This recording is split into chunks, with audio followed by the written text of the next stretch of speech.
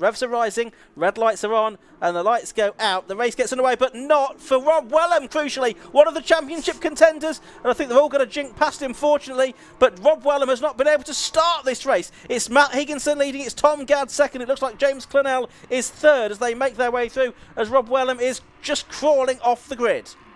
Well, the drama today continues. It's been a dramatic afternoon, hasn't it? So Higginson leads. We'll have to look at the spreadsheets this race goes on to see if Pollard now can wrap it up in this first race with Wellham perhaps not scoring.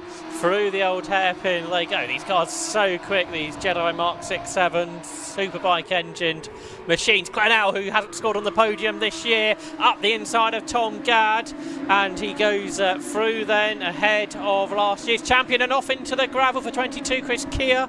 He gets back on the road, brings some of the gravel with him, but he is out of the gravel importantly. This is allowing Higginson to get away, but James Clennell, who travels over from the States looking for his first podium, he's wheel to wheel with Gadd. You've got Westworth in there too, who's also looking for his first podium, but he loses out to Dan Gore, who's up the inside. Craig Pollard was right in that as well. How did that survive for Pollard? Because he was sort of side by side with the S's, which isn't normally an ideal thing to do. He had to back out of it. Clennell and Gadd are still side by side, Ian.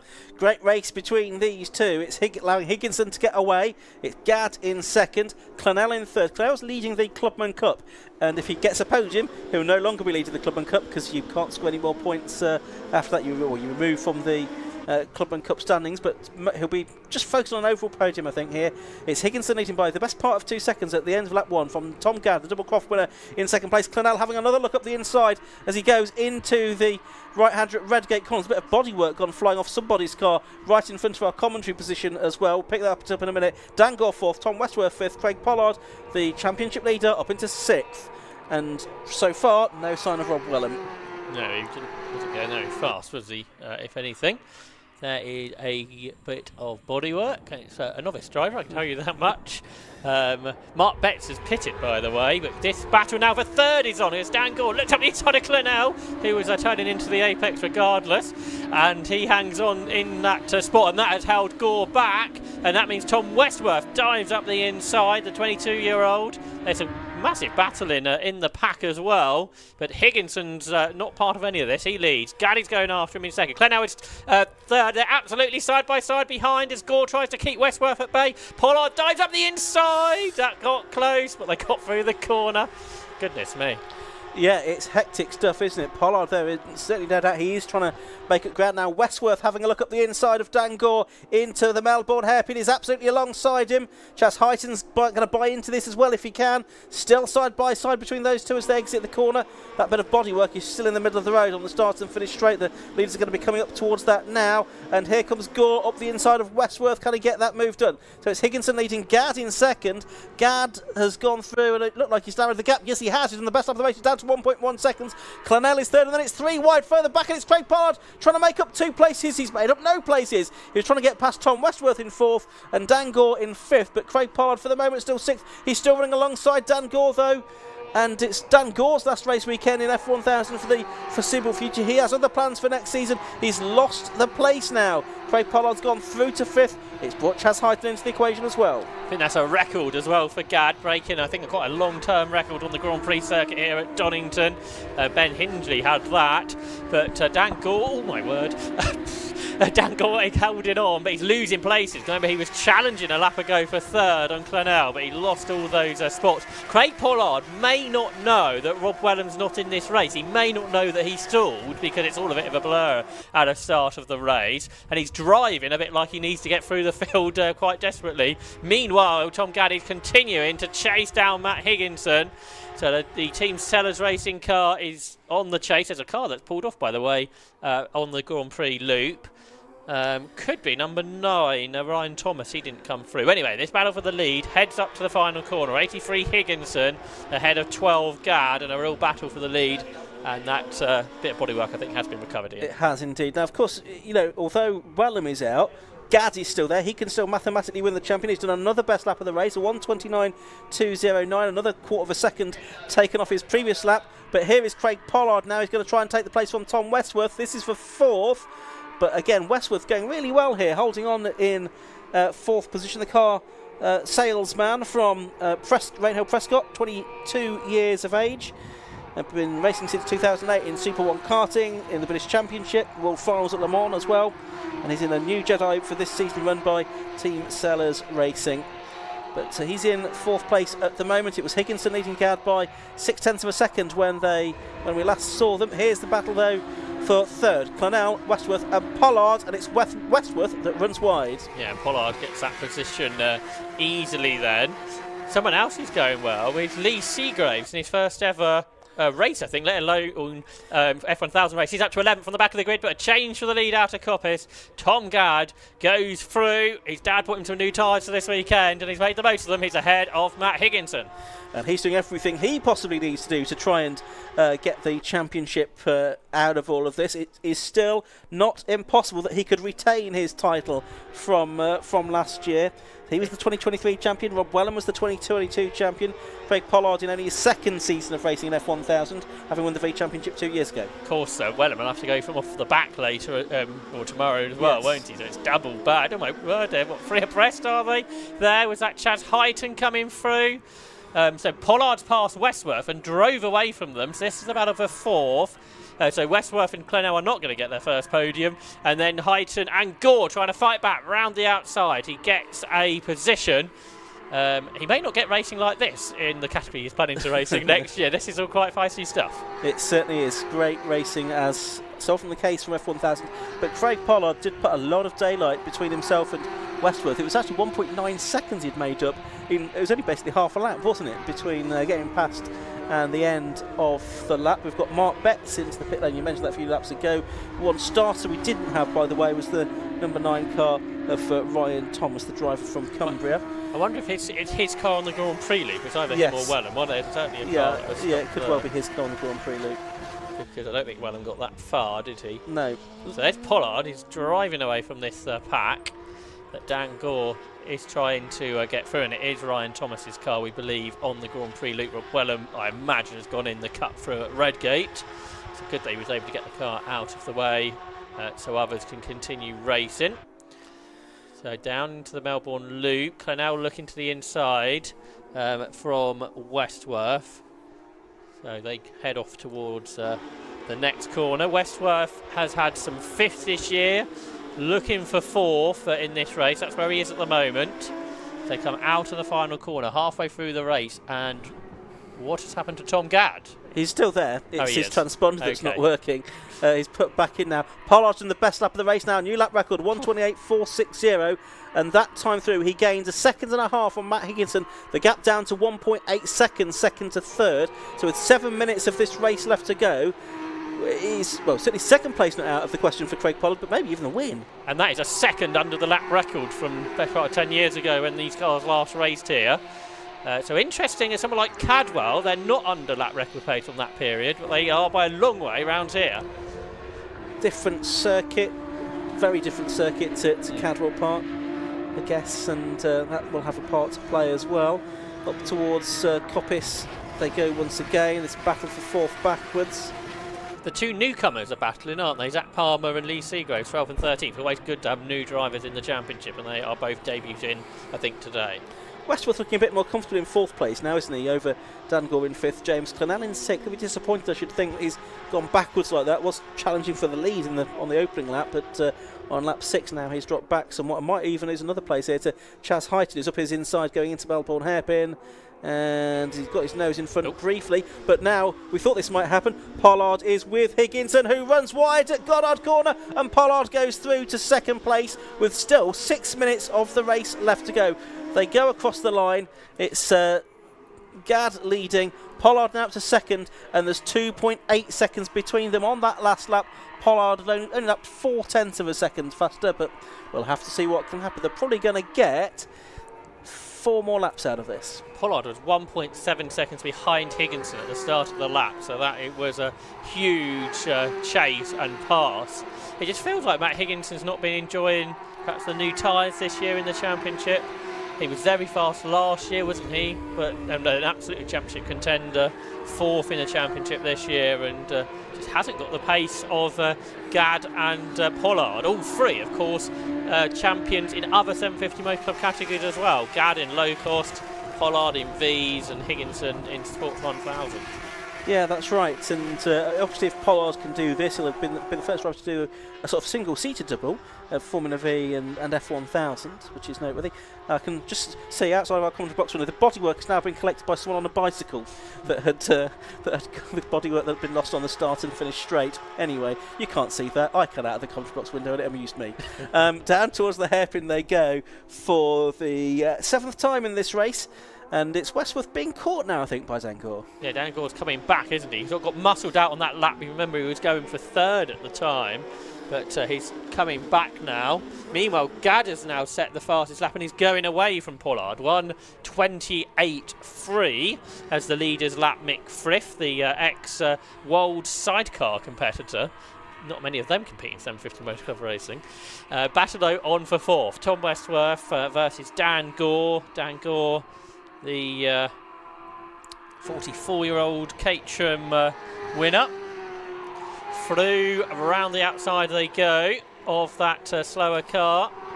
I was just looking at the what that lap time equates to in terms of speed. It's an average of 101.83 miles an hour, so well over 100 mile an hour average lap around this Donington Park Grand Prix circuit, which includes 2 obviously big braking areas, slow corners at Melbourne Hairpin and Goddards in particular. So that's really, really impressive to have a 100 mile an hour plus lap on the Donington Park Grand Prix track. There's a big battle going on for 10th, the reverse grid slot. But Chapman, who's now out of the race, was in that position. Then it was Lee Seagrave, but now Adam Walker has come through into 10th position. The driver who finished 3rd in the championship in the past. But yeah, we just saw there, Bert Chapman out of the race. He's also racing in 116 Trophy this weekend. So he's competing in the fastest cars and the slowest cars on a race weekend, which is quite an unusual thing to do. Certainly is. So we've got probably 2 more laps to go at the end of this one, I would think, as Gadd goes over the line. Well, technically you might squeeze 3 out of that. We'll just have to wait and see how generous they are with the checker flag and how quick Gadd is over the remaining 2 laps. But his lead over Pollard has stayed more or less the same. 3.2 seconds it is, then it's another 3.2 seconds back to Matt Higginson in 3rd place, then Westworth in 4th position, Dan Gore 5th, and James Clennell in 6th position. But it's looking good here for Tom Gadd to make it 3 wins in a row. He won the 2nd and 3rd races at Croft. Craig Pollard having won the 1st of the races there, and this can make it 3 in a row. He also had 2 wins in a row earlier on the season at Alton Park and Cadwell Park.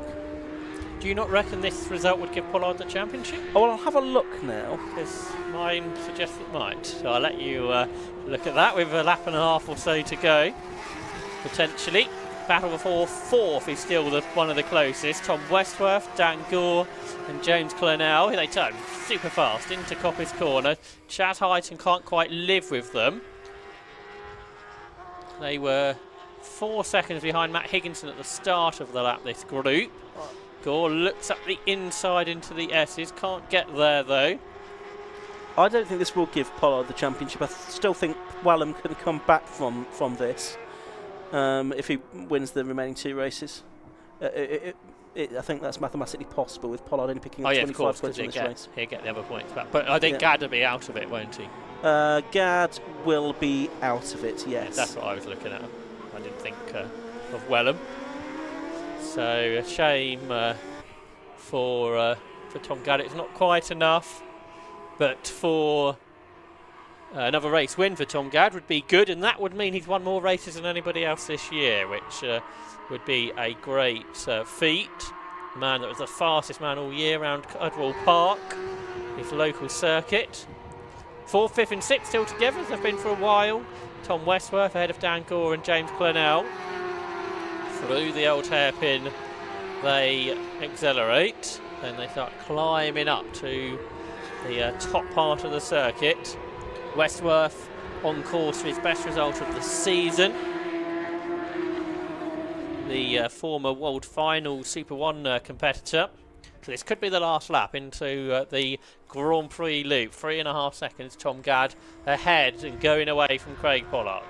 Yeah, just having a look at what the outright lap record is for this circuit. It's 1 minute 17, so about 11 seconds faster than what these cars are doing. That's for Kamiya Sato. in an Auto GP car. I guess the track was fractionally different for the Grand Prix in '93, I think, where the lap times would probably been even faster.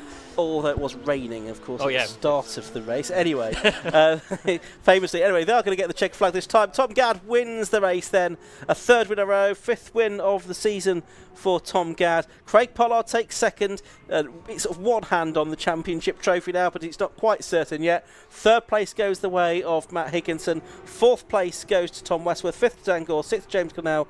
Seventh to Chaz Heighton. Then there's going to be a bit of a gap back to the next car. Sam Satchwell it was. There was eighth, but 18 seconds clear of anyone else at the end of the previous lap, and here he is now. And who's going to get pole for tomorrow with 10th? So it's between David Williams and Adam Walker and Palmer, isn't it, in the number 71 car? Yeah, we're waiting for them to come into shot. They were a little bit further behind. Yeah, Zach Palmer, the newcomer, wasn't it? That's in 11th place. Has he made that place up? Well, they're side by side. Up to the line, over the line, and what did the timekeeper say? It says Adam Walker. Adam Walker 10th. Yeah, by a couple of 100 seconds. So he's going to get the pole position for tomorrow morning's race, and he'll have David Williams, number 88, alongside him. So a great race there for the F1000 Championship. Tom Gadd taking another win by 3 seconds. We'll have the full results for you in just a few moments, but it's a result then that with Rob Wellham non-finishing doesn't quite end his championship, but he basically needs to win both of the races tomorrow. One of them from the back of the grid, while Craig Pollard doesn't finish either. Stranger things have happened, but not too many. Number 12, Tom Gadd, has the win at the end of 10 laps by 3.15 seconds over number 92, Craig Pollard, in second place. 83, Matt Higginson was third. 3, Thomas Westworth was fourth, ahead of number 80, Dan Gore. James Clennell, number 42, was in sixth, ahead of 17, Chaz Heighton. 19, Sam Satchwell. David Williams in 88, and Adam Walker, number 14, rounding out the top 10 and claiming pole position for tomorrow's reverse grid race. Then it was Zach Palmer and Lee Seagrave who had promising debuts. Chris Keir, ex-Clio racer, was 13th, ahead of the 37 car of Mick Frith, who's been a promising newcomer in the last few meetings. James Hills was a couple of laps down, but did finish the race. Bert Chapman, Dane Christensen, Mark Betts, as well as Rob Wellham and Ryan Thomas, either non-finishers or non-starters from that Jedi Racing Cars F1000 Championship race. They are back out tomorrow morning, well actually tomorrow afternoon at 12:05, and then they'll complete the season at 5:45 tomorrow afternoon, which should be a fitting way to end the weekend's racing. Still got 3 races to come this afternoon, all categories that we've seen already once today. The 5 Club Racing MX5 Cup, the Radical Bike Sports Championship, and the 116 Sprint Trophy and 120 Coupe Cup. Still all to come this afternoon. But an entertaining F1000 race that. Josh, Tom Gadd, I mean, it was in the end a comfortable win, wasn't it, on paper? Yeah, he had to get past Matt Higginson, which he did without too many difficulties, I think. And then got that win, the 5th win of the season. I think he knew the championship wasn't really something he was looking at. Was it Silverstone that went a bit wrong? He was telling me earlier on in the season. So Silverstone cost him the chance of a title. When what possibly might be his last weekend in F1000. And he wanted to go out on a high. Well, it started off well, hasn't it, with that first win of the weekend, a triple header for the F1000 Championship. It's the only triple header of the weekend of anything, I think, isn't it? Yeah, that's right. With these cars, by far the fastest cars that race. Well, no, the bike sports are pretty close, aren't they? They're pretty equal. These fastest 2 categories that are with us this weekend on the 750 Motor Club bill. So Matt Suckling, I can see, has gathered up our race winner Tom Gadd. So we will be able to hear with Matt Suckling in a moment's time. Thanks, Josh. Yep, down here with our race winner, Tom Gadd, for the 5th time this year. 3 times in a row now. You got the hat-trick back-to-back. Well done. That was a good race. Yeah, so it was all right from my point of view. I got a pretty decent start. We didn't test yesterday, and we were on brand new tyres with the wet qualifying, so we didn't really know what pace would be on the dry circuit. So it was sort of a bit of a gamble with the setup, gamble with the gearing, and it seems to have paid off. You know, it's pretty clean from there. And you had charging Craig Pollard from behind. He was kind of bringing the gap down, but then you kind of retaliated and put it back over 3 seconds. Yeah, I saw a white car approach, and I thought, Oh God, here he comes. I thought, I don't know how long's left. One of the Mattel guys that usually keeps a pit board out with the time on, but he hid that from me. So I was like, I have no idea how long's left. Just keep going until the last lap board comes out. And luckily the marshal just got it out in time because I was getting a bit of a panic on. Good race. I think you did the fastest lap as well, which is a new lap record for F1000.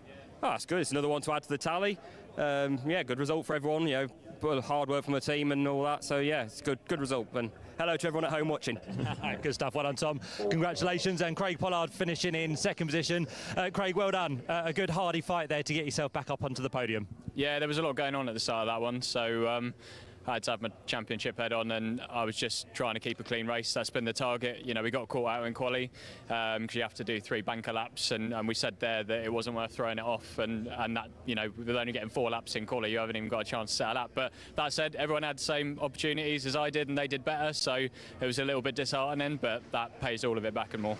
Yeah, it put you ahead. I don't know if you knew what happened to Rob. He kind of stalled on the line and then retired. I didn't know he'd retired, no. Yeah, I saw he'd stalled on the line, but Rob's a fantastic driver, never taken that away from him. He's absolutely brilliant, and to be honest, I was looking in my mirrors expecting him to come up charge behind me. I didn't realise he'd retired, so it's not what I want to see. You know, we're here to fight all the way to the end, so yeah, with, you know, all the work the guys have done on the car, not just today but all year, you know, that pays everything back. Still not done. You've still got to go into tomorrow. You've still got to try and bridge that gap and try and win the championship. Yeah, and I think it's never been, you know, it's always that first to finish, you know, to finish first you've got to finish. And reliability comes into that massively. You look at the amount of failures that are going on. You know, Tony, my dad, Graham, Peter, everyone is working tirelessly all the time. And I feel like I get the easy job sometimes. Good stuff. Good race there, Craig. Well done on your second place. And Matt Higginson over here just having a quick chat with Tom. Matt, if we can just dive in and have a quick chat with you. Yeah, that's fine. Matt, well done. Third place in the race. I know you had a cracking start. You had the speed early on. Did anything kind of fall away for you? No, just inherently, unfortunately, we've got power or top speed issues in the car, so I can't compete as it is. Frustrating because I know I can win this championship, but you know, I just need a tool to do it. But great to be on the podium again. We missed out in Croft for various reasons, but yeah. You tried your hard to keep Craig at bay. You had a little battle with him throughout that race. Not really. I kind of just let him pass because you know, he's the second faster. So I was more looking for who was coming up in fourth. So you know, didn't see anybody really coming. So that was brought it home safely, really. 2 more races to go tomorrow. You're going to try and end the season on a high, I'm sure. Yeah, I'll try, but we need rain to win. I can clearly drive the car in the rain and win. So yeah, just need. Good stuff. Bring it. Someone bring it. It could be on the way in just a few minutes. A little bit too late for you. Too late for us, yeah.